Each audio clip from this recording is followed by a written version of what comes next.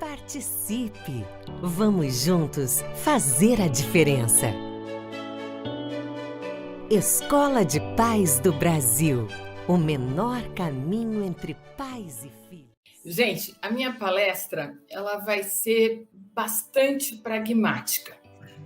Por quê? Porque assim eu vou estar falando do mercado de trabalho no futuro, eu vou estar falando como as coisas vão estar daqui para frente. Então, assim, eu vou compartilhar uma apresentação com vocês e no final eu espero que a gente tenha um espaço aí para perguntas ou para questionamentos, tá bom? Bom, vamos ver se dá tudo certo. O Paulo me ajudou muito aí no ensaio, né? Vamos ver se continua dando certo aqui. Eu vou aparecer de novo na tela quando é para você ir encerrando, para a gente começar as perguntas. Tá? Excelente, excelente.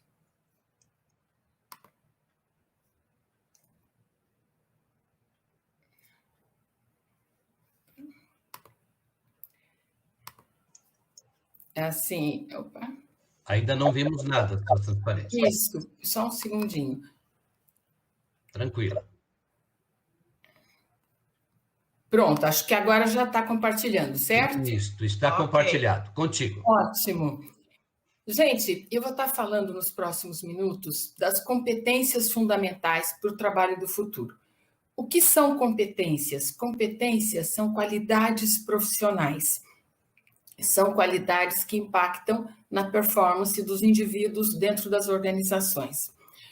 Nós estamos atravessando tempos de mudança, né? Assim, a gente sabe que o futuro chegou de repente, os últimos 15 meses foram avassaladores em muitos aspectos.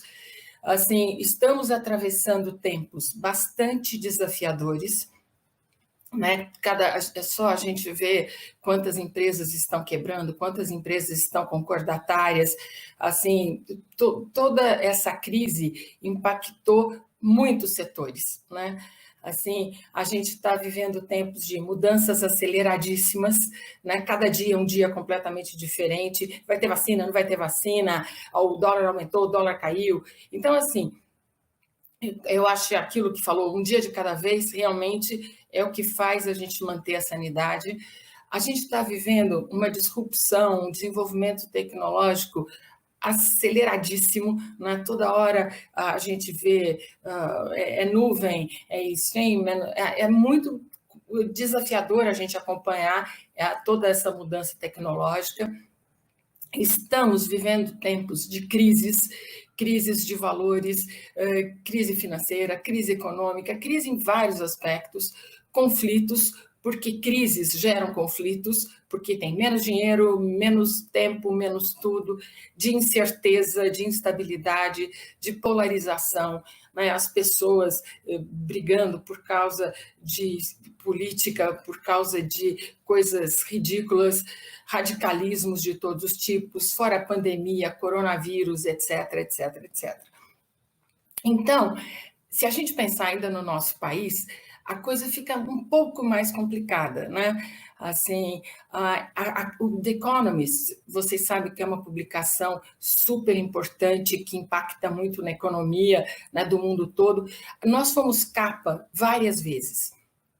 Em 2009, Brasil takes off, uau, o Brasil é o lugar que todo mundo tem que estar, né? Os números estavam muito favoráveis. 2013 já começou todos os escândalos, né? Todas as maluquices que estavam sendo feitas. Em 2016, o Cristo Redentor aparecia escrevendo um cartaz de SOS, e essa semana eles falam que foi a década mais sombria de todos os tempos no Brasil. Então, quer dizer, o mar não está para peixe, né? Uma vez eu fiz um curso que o Dave Urich falou assim: nós não estamos mais vivendo tempos de recursos humanos, a gente precisa ter recursos super-humanos. E cada vez mais eu acredito nisso. Cada um de nós tem um lado de Clark Kent e tem um lado de super-homem. A gente tem um lado de Diane Prince e tem um lado de Mulher Maravilha. Nós temos um monte de qualidades e nós temos um monte de defeitos, senão a gente não estaria nesse planeta, certo? Então, assim, o que é ser super-homem? não é não errar, não é não se sentir fraco, todos teremos as nossas criptonitas, todos teremos as nossas vulnerabilidades, mas a gente tem que sempre tentar ser a nossa melhor versão, sempre fazer com que as nossas qualidades não ofusquem, ou as nossas qualidades, ao contrário, ofusquem os nossos defeitos, né? A gente tem que ser, mais do que nunca, meio David Copperfield, mágico, né? Fazer cada vez mais, com cada vez menos, cada vez melhor e com mais agilidade, com mais rapidez. Então, o que é importante nos tempos de mudança? A gente olhar cada vez menos para o retrovisor, ai, era tão bom antes, ai, que saudade, ai, na minha infância, ai, porque não adianta ficar olhando. Por quê? Porque as estradas pela frente vão estar bastante desafiadoras, então a gente tem que dar umas olhadinhas para o retrovisor, aprender com o passado e olhar o futuro, né, que ele com certeza vai exigir muito de nós. O Fernando Pessoa, das milhares de coisas incríveis que ele escreveu, ele disse assim: a gente tem que esperar o melhor e se preparar para o pior. Essa era a regra, né? Então, assim, é isso mesmo. A gente tem que ser otimista. Vamos esperar o melhor. Vai ter final feliz, vai ter happy end, vai dar certo. Mas, para isso, a gente tem que ser pragmático, realista, ter o pé no chão e estar pronto para quando as coisas chegarem. Então, assim, os próximos anos serão fáceis? Não.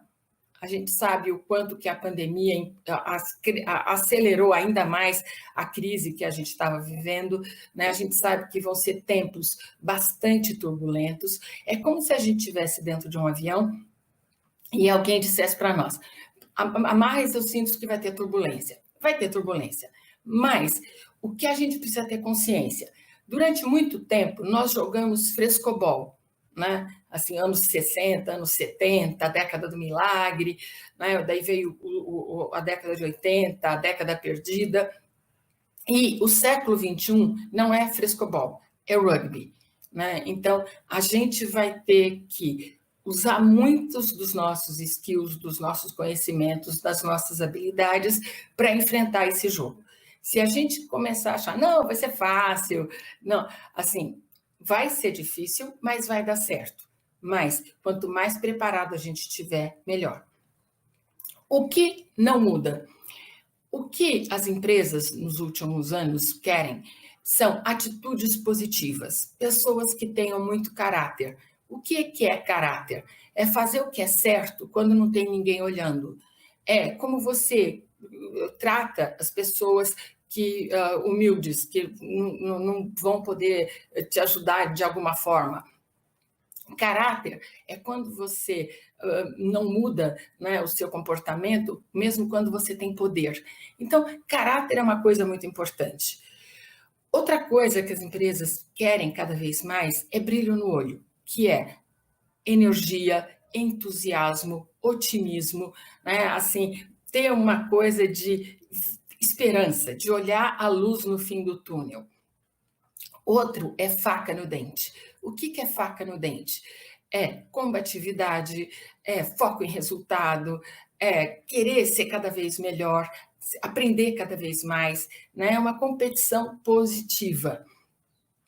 Além disso, o que não muda são os nossos skills e os nossos conhecimentos para esse mercado de trabalho cada vez mais competitivo, mais agressivo, mais exigente. Primeiro, tem 5 coisas que nós precisamos saber, e os nossos filhos e os nossos netos mais ainda, né? Gente, aonde eles forem, vai ter pessoas. Então, tem que aprender a trabalhar em equipe, a se comunicar, a liderar, tem todas as habilidades. A gente fala que é people skills, né? Assim, como você se relacionar com as pessoas, como resolver conflito, como delegar, como dar um feedback difícil, etc. Então, tudo o que, além de caráter, brilho no olho, faca no dente, ser ótimo com pessoas, né? Ter carisma, ter habilidade interpessoal. Outra coisa que é super importante é estratégia. Cada vez mais a gente tem que ser estratégico na tomada de decisão, ter foco no resultado final, ter visão de futuro, ter visão sistêmica. Então, estratégia é a arte do general. Aonde eu estou, aonde eu quero chegar, e eu tenho que ter planos eficazes, né? Assim, pensar em cenários, pensar em interferências, etc. Tecnologia. Quanto mais os nossos filhos, os nossos netos forem ótimos em tecnologia, melhor. As melhores vagas são em tecnologia e quase todas as áreas, cada vez mais, estão querendo pelo menos noções boas, né, para mexer com sistemas, com os aplicativos, etc. Inglês. Inglês é outra coisa que é fundamental para o futuro. Quanto melhor for o inglês, então, se tiver a oportunidade de fazer seu filho, seu neto, fazer intercâmbio, aprender, claro, assim que a pandemia acabar, mas enquanto isso, vai do Duolingo, vê como é que pode fazer para ficar com inglês fluente. E outra coisa que é importante é a pessoa ser expert, ser ótimo em alguma área, né? Seja finanças, seja marketing, seja medicina, seja o que for. Então, essas 5 coisas são conhecimentos importantes e que vão complementar aquelas atitudes iniciais que eu havia falado. Em tempos de mudança, a gente tem que pensar, o que exatamente é mudança? É mudar, trocar de lugar, alterar a rota. No nosso planeta, a gente já teve muitas mudanças, né? Desde aquele asteroide que caiu 65 milhões de anos atrás e que teve mudanças extremamente impactantes no clima e que acabou com vários animais, dinossauro, etc., etc., a gente teve muitas outras mudanças importantes. O domínio do fogo, a idade da pedra, a escrita, a agricultura, as grandes navegações, a imprensa, a revolução industrial, o petróleo e a internet, então, que foi um antes e depois, né? Então, todas essas mudanças fizeram com que a gente tivesse que se adaptar, que a gente tivesse que se reinventar, tivesse que a gente aprender coisas absolutamente novas. O Heráclito, 500 anos antes de Cristo, ele tinha dito: nada é permanente com exceção da mudança. Quer dizer, a mudança, ela é milênios, ela é extremamente importante, né? Assim, o Darwin tinha dito, não são as espécies mais inteligentes que sobrevivem, não é? Nem as mais fortes, são as que respondem melhor à mudança. E o Alvin Toffler, né, que sempre foi uma pessoa extremamente visionária, ele dizia, mudança é o processo em que o futuro invade a nossa vida. Né? E assim, e nos meus 65 anos, eu nunca vi alguma coisa mudar tanto as nossas vidas como essa pandemia. Né? A gente teve que aprender a trabalhar online, a gente teve que aprender um monte de skills que a gente não tinha, e com certeza tirou a gente completamente da zona de conforto. Durante séculos e séculos, em várias culturas, o mais importante era a pessoa ter inteligência intelectual. Até no começo do século passado, assim, para recrutar os soldados, quem ia ser promovido, quem ia para missões especiais, eles usavam muito o teste de QI, quociente intelectual. Nos anos 90, a gente começou a ouvir inteligência emocional, que é quociente emocional.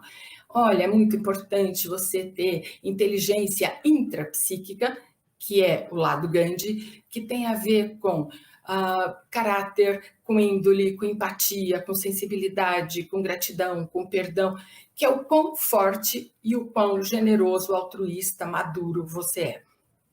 Então, a inteligência intrapsíquica, que é esse que eu pus o ícone do Gandhi, é a sua qualidade como ser humano.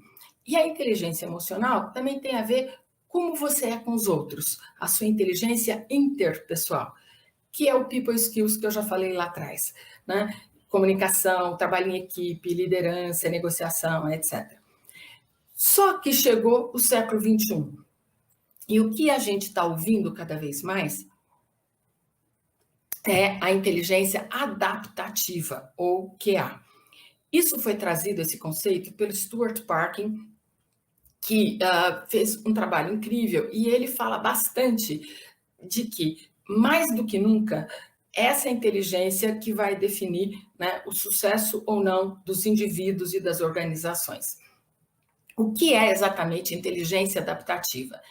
É um conjunto de competências que impactam no nosso sucesso e que está ligada a como a gente lida com as incertezas, com as crises e com as mudanças. Vai ter muita incerteza daqui para frente? Sim. Todo tipo de incerteza. Vai ter crise? Todo tipo de crise. E vai ter mudança? Sim. Então, a gente vai ter que investir muito nas competências da inteligência adaptativa. Tudo que eu já falei se mantém. A gente vai ter que ter caráter, brilho no olho, faca no dente, saber inglês, saber tecnologia, aquilo não muda. Mas tem outras características super importantes que a gente vai ter que desenvolver fortemente. Uma é mente aberta, open-minded. A gente tem que ter muita abertura, né? E eu vou estar falando um pouco daqui a pouco sobre cada uma dessas dimensões importantes. A outra é open heart. Então, quer dizer, você tem que ter cabeça aberta, coração aberta e vontade aberta. Então, é open mind, open heart, open will. Primeiro, vamos falar o que é ter mente aberta, o que é ser open mind. Primeiro, você tem que ser super flexível, né? Então, a gente tem que ter muita capacidade de adaptação à mudança, a trabalhar com cenários instáveis, tá aprendendo continuamente, né? A gente tem que ter muito jogo de cintura, muita capacidade de improvisação, muita abertura a ouvir o outro. Pode ser que o outro tenha uma ideia 10 vezes melhor que a sua, né? Assim, a gente tem que ter capacidade de rever as nossas posições, de enxergar as coisas sobre óticas diferentes. A gente tem que aceitar feedback, aí a gente tem que estar pronto para testar novas alternativas. Então, quem é teimoso tem a síndrome, né, da Gabriela, eu nasci assim, você sempre é assim que eu sou, tem um risco altíssimo de virar dinossauro, né?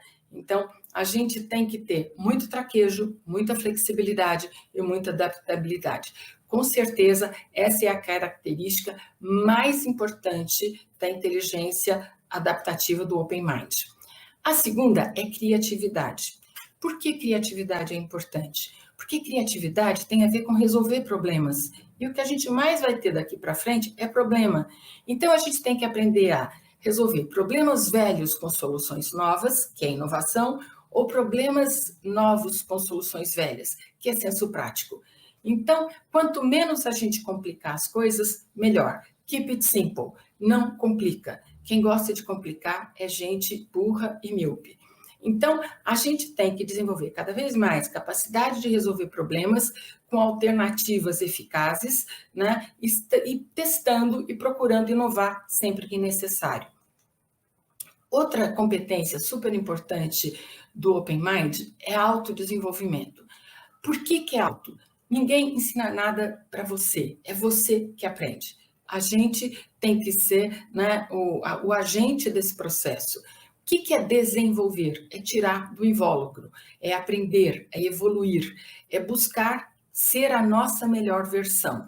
E é aquilo que eu falei.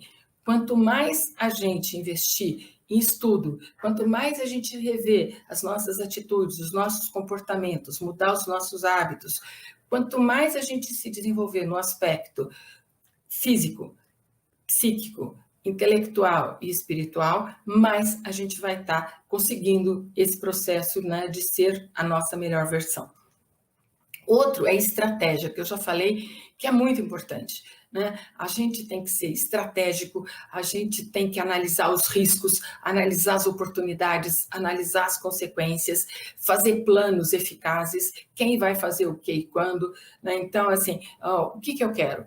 Eu quero trabalhar com medicina ou eu quero trabalhar com engenharia, eu quero ter uma experiência no exterior, a gente faz vários planos. E daí a gente tem que falar, legal, para isso, o que eu tenho que fazer? Né? E fazer planos realistas, práticos, com metas, né? E ser capaz de implementar tudo isso. Outra coisa que tem a ver com Open Mind é capacidade decisória. A gente tem que aprender a tomar decisão de uma forma rápida, eficaz, racional, com bom senso. E uma das coisas mais importantes no processo decisório é fazer bons diagnósticos. Então, 50% para resolver um problema é você saber qual é o problema e você diagnosticar as causas, as interferências e o que está impactando. E daí, a gente tem que ver quais são as melhores opções, fazer uma análise, ponderar tudo isso, né, e tomar a decisão mais acertada para aquele momento. Então, o que eu falei até agora foi de open mind, cabeça aberta, coração aberto. Então, tem várias competências aqui que a gente tem que tentar desenvolver e fazer com que os nossos filhos, alunos, etc., também façam. Primeiro, é empatia. Vocês já ouviram muito isso ao longo desse encontro, desse congresso.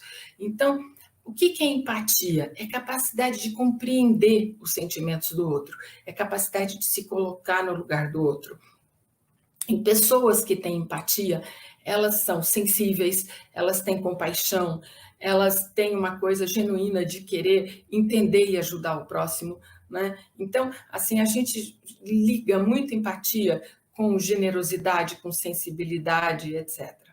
E é uma coisa muito importante nas relações. Por quê? Porque é a chave para você se conectar. Outra que é extremamente importante é comunicação.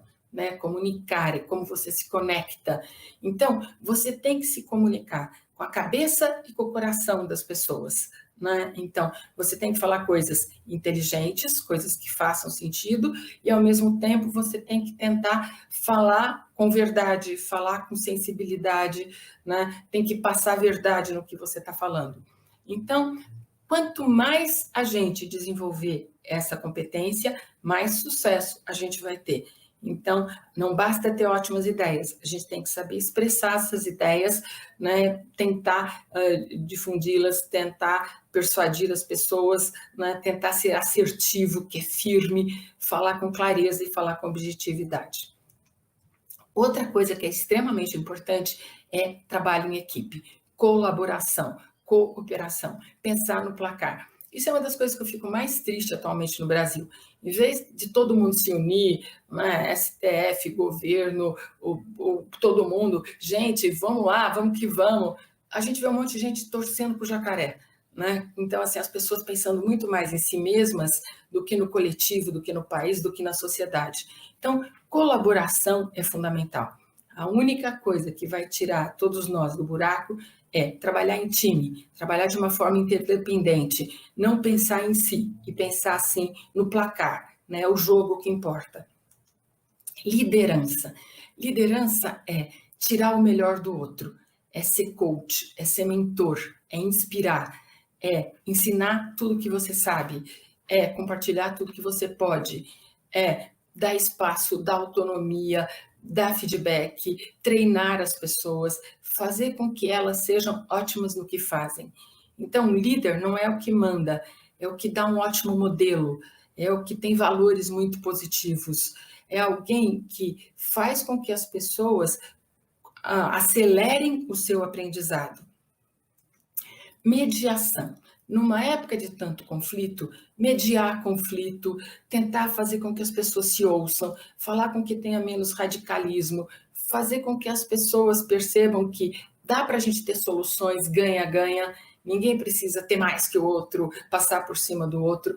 Né? Então, mediar, fazer conciliar, são coisas muito importantes, principalmente nesses novos tempos.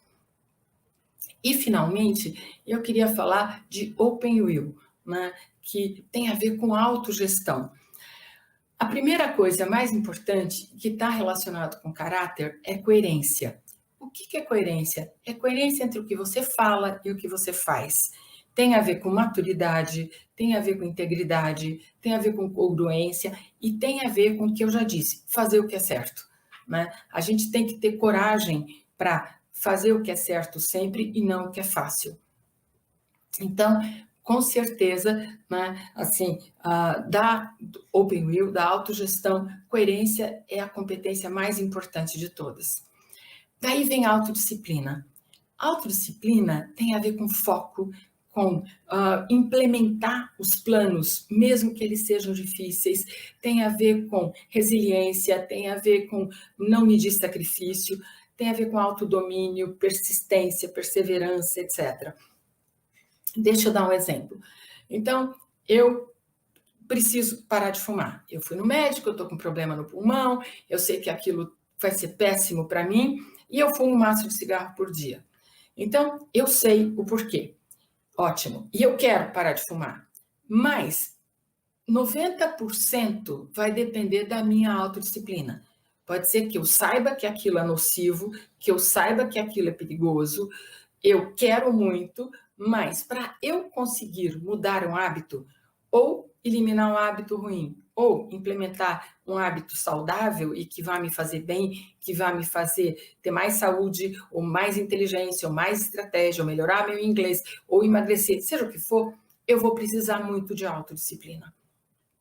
Então, autodisciplina é você focar nos objetivos, você implementar os seus planos e as suas metas, você está disposto a abrir mão de fazer o que você gosta e fazer o que você precisa.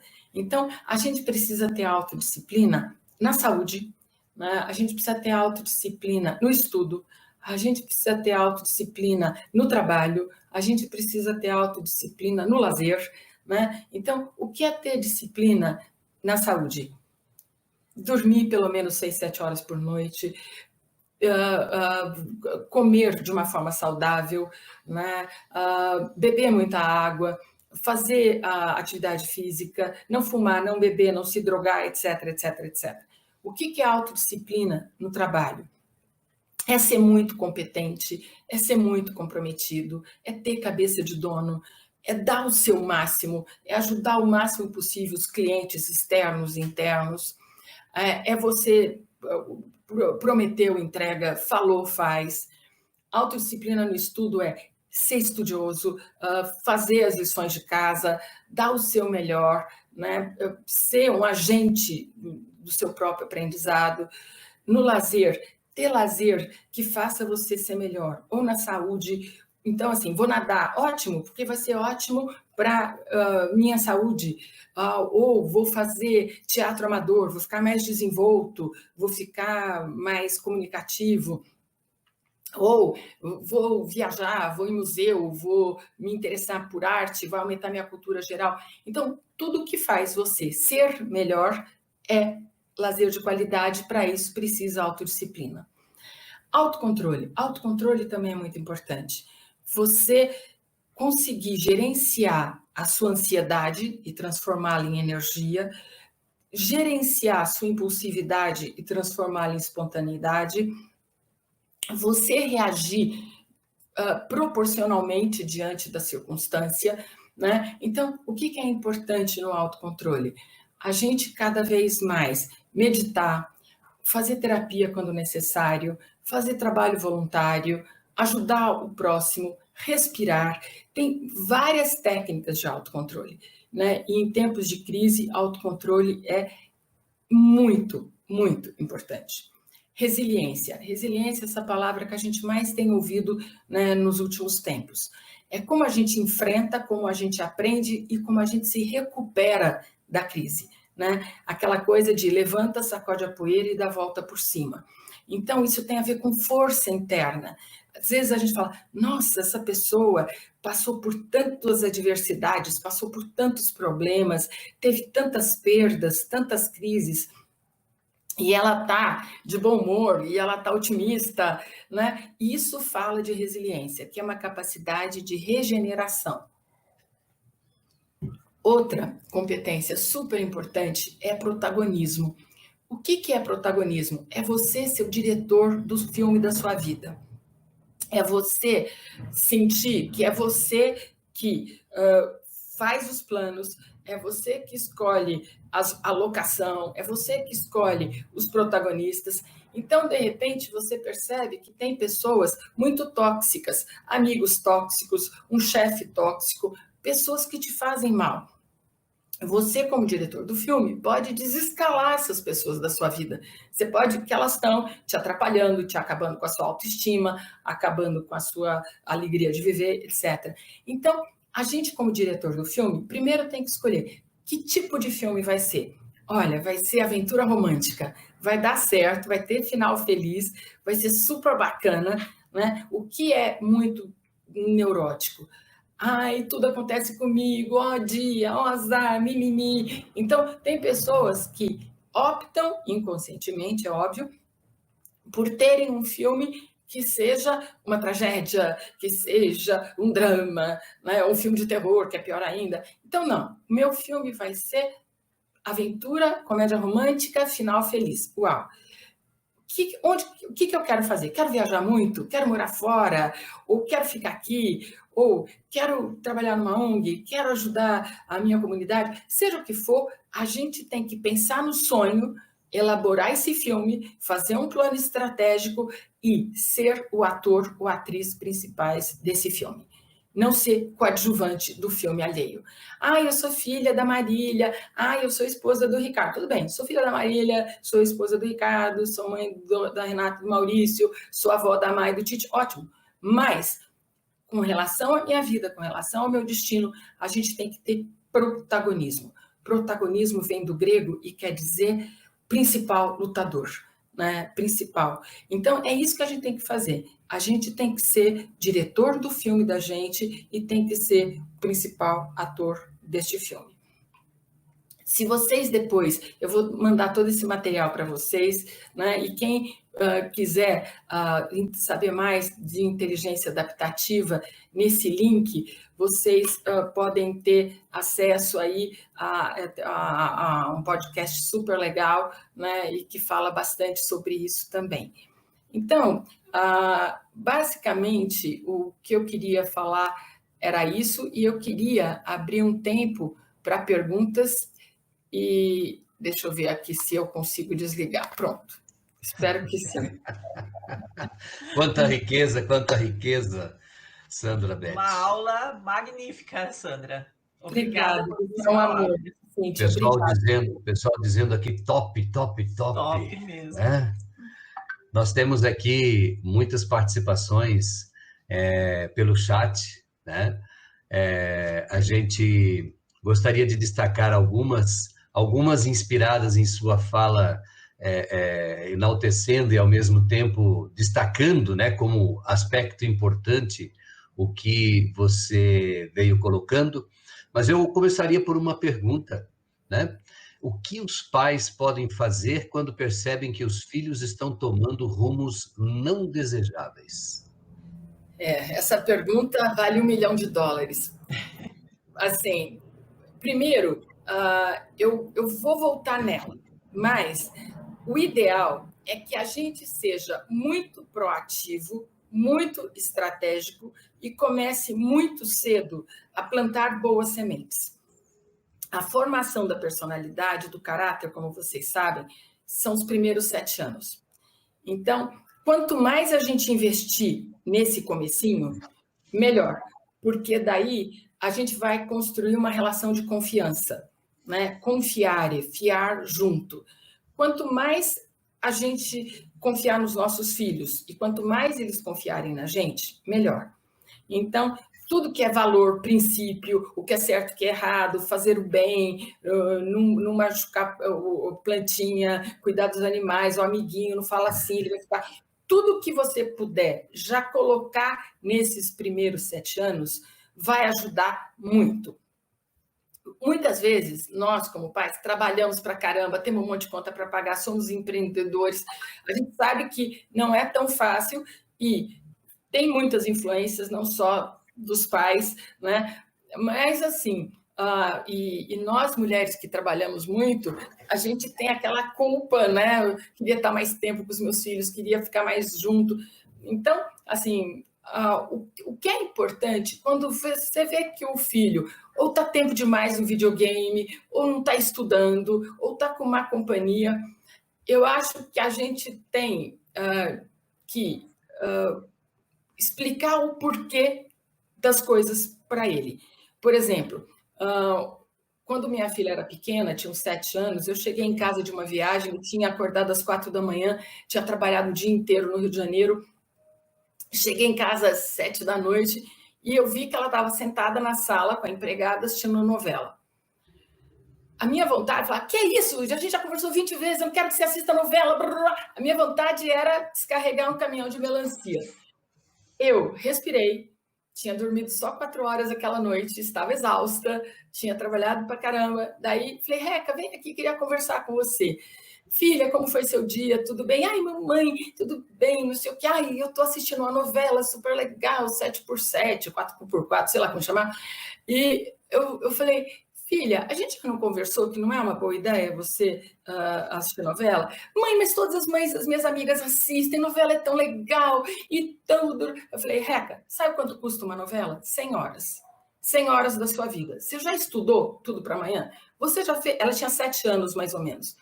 Você já fez tudo para amanhã? Não, mas eu faço agora. Eu falei, Reca, tudo depende do que você quer ser no futuro. Você quer ser o quê? Uma executiva? Você quer ser empreendedora? Você quer ser ministra? Você quer ser secretária? Se você quiser ser esposa de alguém, se você quiser ser wife, viver nas custas de alguém, você pode assistir quantas novelas você quiser. Se você quiser ter um empreguinho meia boca, você pode assistir quantas novelas você quiser.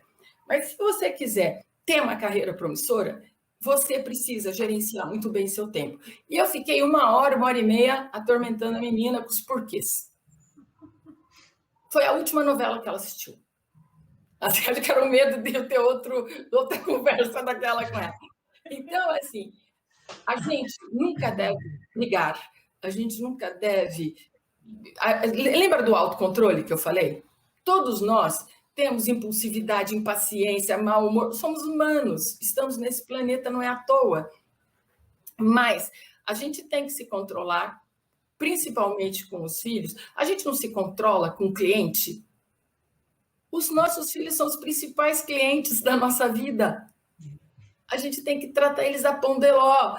Então, assim, explicar o porquê, discutir consequência, mostrar que é a nossa opinião e deixar a decisão para eles. Então, eu acho que isso é muito importante. Eu atendi um rapaz, há uns 4, 5 anos atrás, uma moça falou, Sandra, meu sobrinho está com muito problema, ele foi jubilado da faculdade, ele tem 19 anos, e ele assiste 9 horas de videogame por dia. Daí eu fui conversar com o rapaz, conversei com ele 2 vezes, e eu expliquei os porquês, as consequências, os impactos, e falei para ele, e a decisão é sua. Ele falou, eu falei, olha, o que você podia fazer de repente é começar a trabalhar na área de games. Você pode começar a criar game. Então, assim, às vezes, o que você tem que fazer é uma limonada, uma torta de limão, um pavê de limão, porque agora, muitas vezes a gente consegue. Eu diria que um bom pai, um bom professor, um bom coach, 80% das vezes, se ele der o seu melhor, usar todas as ferramentas disponíveis, diálogo, argumentação, e principalmente mostrar que você se importa com ele. Aquilo, ele é importante. Dar um feedback difícil é se importar com o outro. Ficar investindo o nosso tempo, nossa energia, que são recursos tão escassos com alguém, é uma prova de amor, é uma prova de afeto. Você está pensando naquela pessoa. Agora, por exemplo, teve uma vez que eu atendi um rapaz que estava com quase 200 quilos. E ele me falou, eu não consigo emprego, eu queria que você me desse umas dicas de como eu me porto na entrevista, taratá. Eu falei, eu posso ser sincera? Ele falou, não, claro. Eu falei, ninguém contrata alguém com obesidade mórbida. Você tem que emagrecer.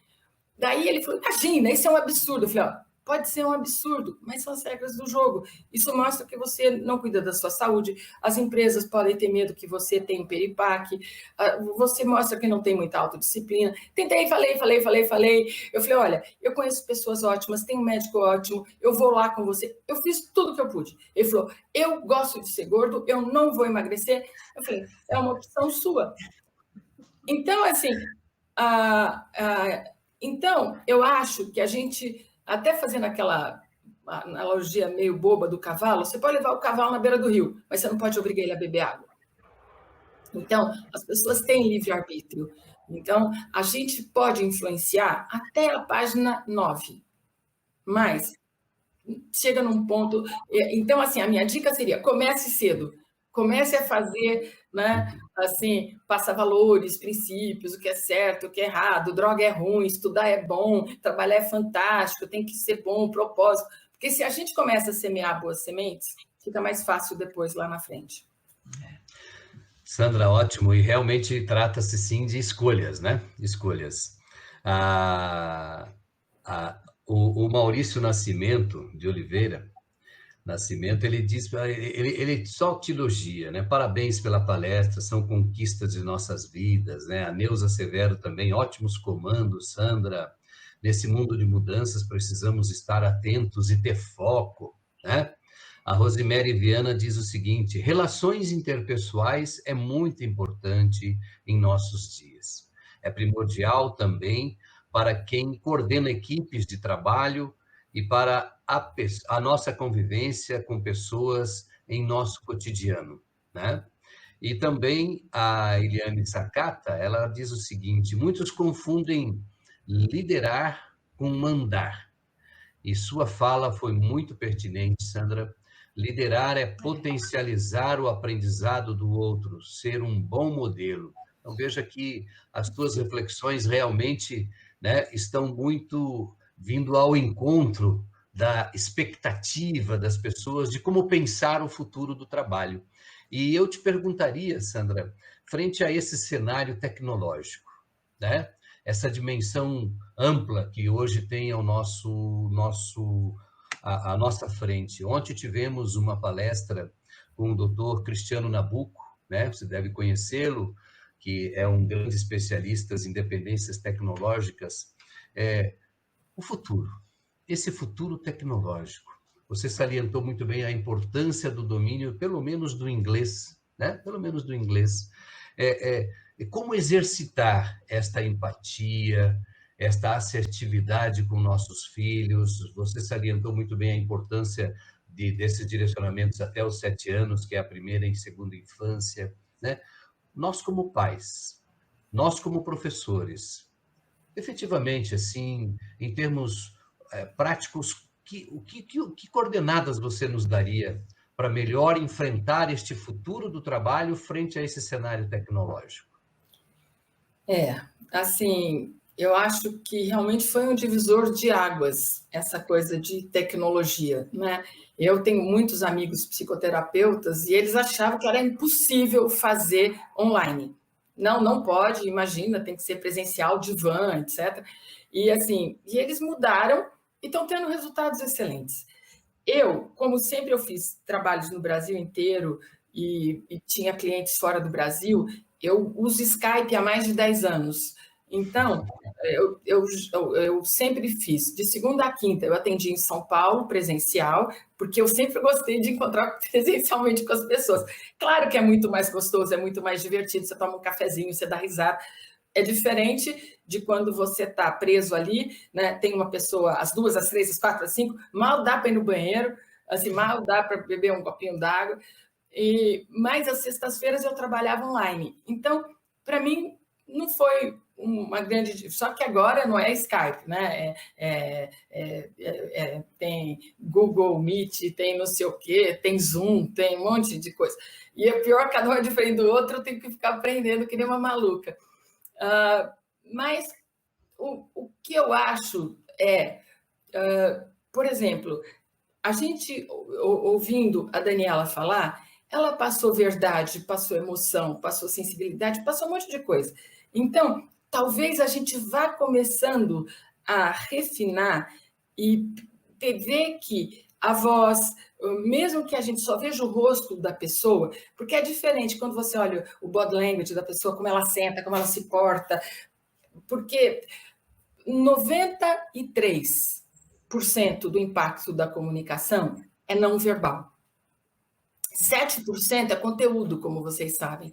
93% é voz, é olhar, é gestual. Então, assim, e essas coisas, a gente é como se não conseguisse enxergar algumas cores.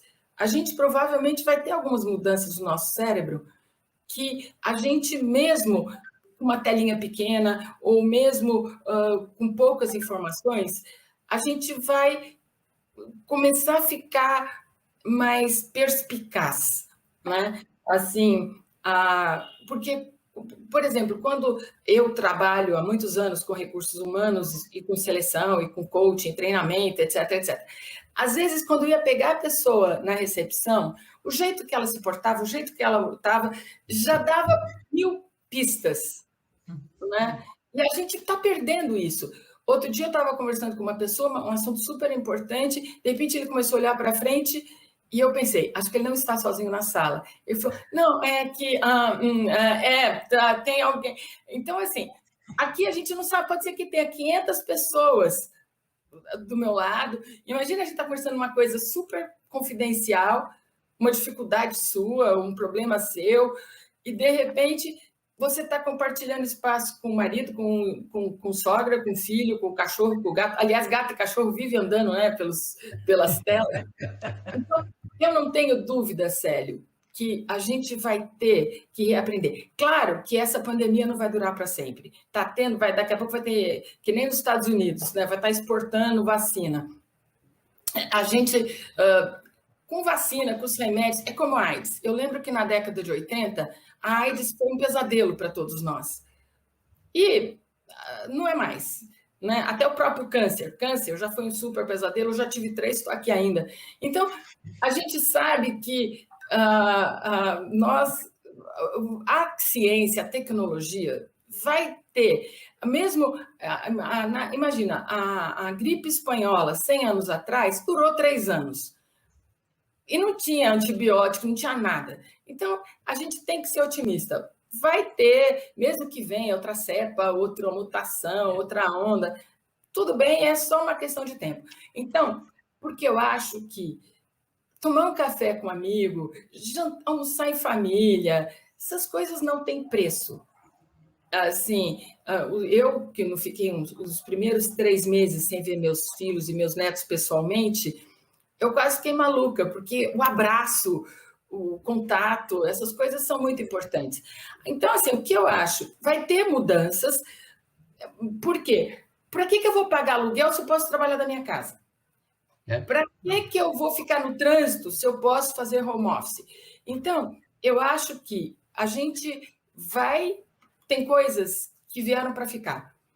Mas eu acho que reuniões semanais, encontros, eu acho que vão ser importantes, né? Eu acho que, porque se a gente pensar, que nem os Jetsons, quando a gente era pequeno, vocês dois talvez lembrem, né?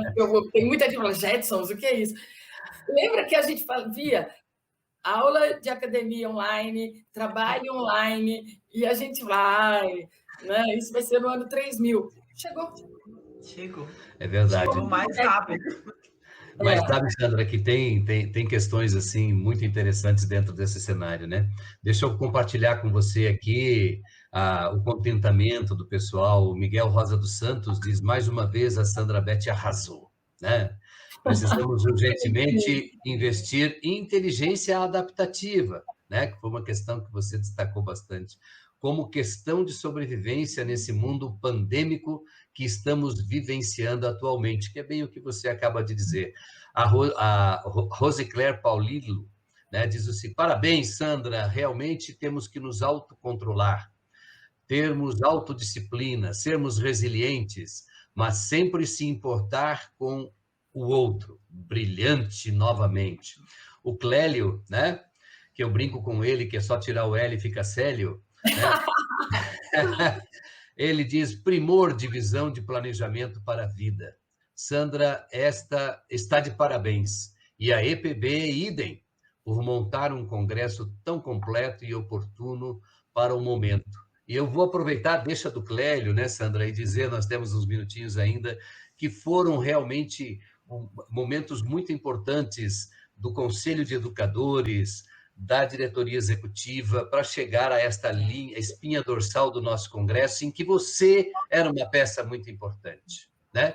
Nós precisávamos ter a Sandra Beth nessa história. E de fato, você trouxe, né, um grande enriquecimento. O Antônio Prata diz assim, excelente para falarmos com filhos e pessoas sobre carreira, projeto de vida e formação de cidadãos. Parabéns, exemplar, né, diz ele. Assisti ao congresso em que Sandra foi palestrante, olhe bem, quando você é nos congressos presenciais, e naquela época ela me impactou. Hoje estou maravilhada, de forma entusiasmada. Ela é o máximo. Gratidão. Ai, meu Deus. Gente, eu já estou vermelha aqui. Ainda bem que não aparece cor. Mas sabe que existem muitos questionamentos. E a gente está quase fechando o nosso tempo, Sandra. E eu vou deixar para ti um questionamento que esses dias nós conversamos ao telefone, entre os vários contatos que nós tivemos, né? A gente falava justamente aquela preocupação de que nos próximos anos, muito próximo daqui, mais de 20 mil postos de emprego vão desaparecer. E que hoje há um dado muito curioso, que 65% dessas crianças que estão em idade escolar, lá no início da sua escolarização, né, os postos de trabalho para essas crianças, 65% deles ainda não existem. E aí? Como pais? Como é que vamos trabalhar nessa tua perspectiva da inteligência adaptativa? O que você nos falaria sobre isso? Olha, lembra que eu falei que tinha 5 coisas que eram muito importantes que a gente falasse para os filhos aprenderem? People skills. Mesmo no futuro vai ter pessoas. Então, tudo que eles desenvolverem de comunicação, trabalho em equipe, liderança, como fazer apresentação, como negociar, como mediar conflito, isso não vai mudar. Então, esse kit vai ser forever. O segundo kit, inglês, talvez vire mandarim, mas, de qualquer forma, a língua internacional de business é inglês ainda, e vai ser nas próximas décadas. Mesmo os chineses, quando eu fui para a China 20 anos atrás, ninguém falava inglês, agora grande parte da população fala. A tecnologia, quanto mais eles souberem, melhor, qualquer área. O médico, hoje, tem profissões médicas que é online, assim, radiologia, oftalmologia. Então, assim, people skills não vai mudar, inglês, talvez entre mandarim, mas inglês não vai sair, tecnologia só vai precisar mais, estratégia, quanto mais daqui para frente, quem não for estratégico está lascado, é que nem jogar o War, vão comer todas as pedrinhas dele, vai sumir do tabuleiro. Então, assim, a única coisa que vai mudar é essa parte da especialidade. A gente não pode ser mais especialista. Eu entendo muito de uma coisa, porque pode ser que essa coisa suma. Eu não posso ser generalista, não entender quase nada de quase tudo. Eu tenho que pegar alguma coisa que vai ao encontro do meu propósito e que vai ajudar as pessoas de alguma forma. Se eu trabalhar com saúde, se eu trabalhar com educação, se eu trabalhar com transporte, se eu trabalhar com coisas que sejam importantes e necessárias para a sociedade,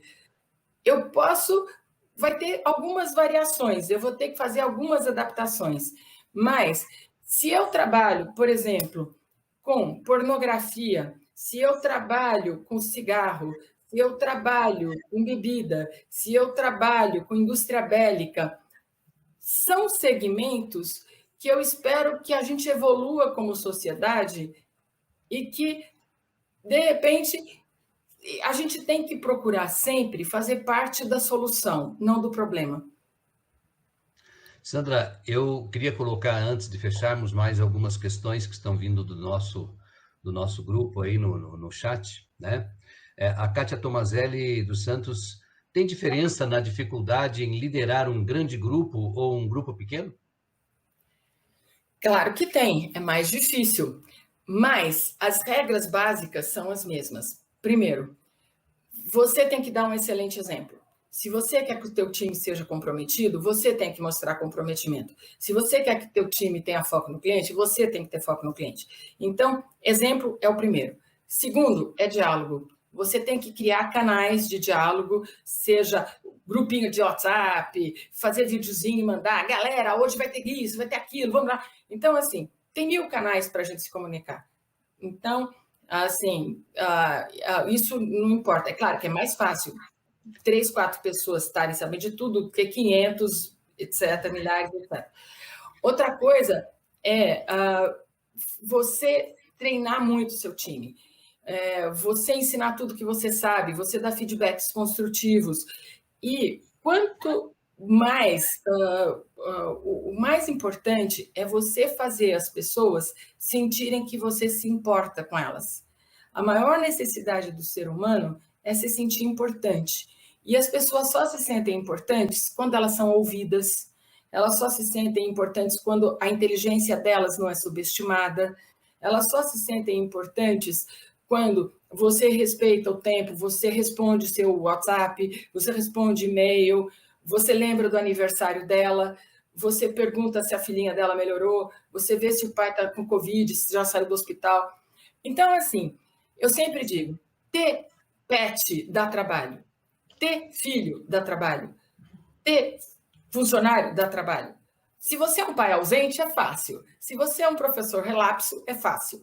Mas se a gente quer tirar a maior nota que a gente conseguir, e a gente tem a obrigação de dar o nosso melhor, daí vai dar trabalho, né? Mas é que nem, o que é mais fácil? Fazer almoço para 2 ou fazer almoço para 300? Mas a gente vai ter que ser mais estratégico, entender mais de pessoas e se adaptar à diversidade, não só diversidade de orientação sexual, mas diversidade de personalidade, de skills, né? E tentar fazer equipes de alta performance. Olha, se você depois puser o meu WhatsApp, o e-mail, quem quiser materiais sobre esses temas, eu posso estar enviando depois. E para fechar, 1 minuto para a resposta. A Márcia Alves Siqueira, como se reinventar após falência? Pós-falência financeira? Tá, porque eu passei falência de órgãos, tá bom. Deus me deu, bom, daí é outro, né? Assim, olha, eu acho que a primeira coisa, lembra daquele filme Em Busca da Felicidade, do Will Smith? Assim, a gente tem vários filmes assim, né? E baseados em caso real. Todos são baseados em casos reais. Até em Braukovich, etc. Primeira coisa é a gente pegar o luto, entender o luto, né? Perdi minha casa, perdi a empresa, etc., seja o que for. E daí, ver o que é que eu adoro fazer, o que é que eu sou muito bom, que legado eu quero deixar, que contribuição eu quero fazer, e o que vai pagar minhas contas. E daí a gente faz uma limonada com os limões ou faz uma omelete com os ovos quebrados. O que a gente não pode fazer é perder a esperança. Porque esperança é a luz no nosso olho, né?